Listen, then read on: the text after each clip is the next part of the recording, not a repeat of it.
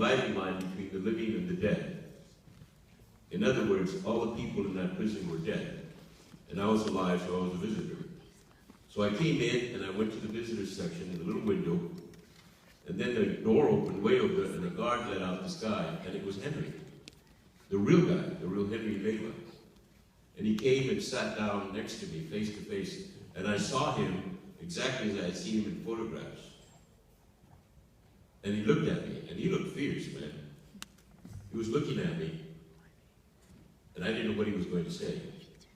But then he smiled and he said, "I like what you did with my play." So that was my review. You know what I mean?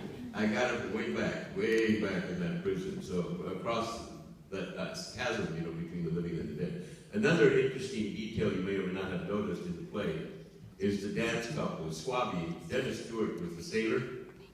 He was Scarface. He was in Greece. You may have seen him in Greece. You may have seen a lot of his characters in Greece, you know. He was dancing with Kim Miori, who's Japanese, and she's wearing these Japanese things. That's the war in the Pacific, symbolically. So they're dancing on the floor, you know, she's kicking in the produce and stuff, you know. All of that is a symbolic, my symbolic treatment, with tongue-in-cheek now, of the war in the Pacific. It was a killing war, it was a murderous war, but I dealt with it symbolically in the background, you know, in the dance. So, because it is theater, it allows me to be symbolic.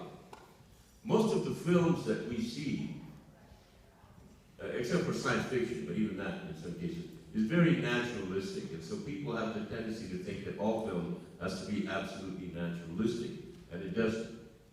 So my story being set in 1942 to 1944, I was relating back to a time when movies were still done in the studio, and they were a little fake. And so I took that fakery and turned it around. So I used it in my purposes, right? So the Aquarius Theater had a huge soundstage, 60-foot turntable, and I used that turntable, actually moved the set and some shots. And so I was working with the aesthetic principles. I wasn't just doing a slavish naturalistic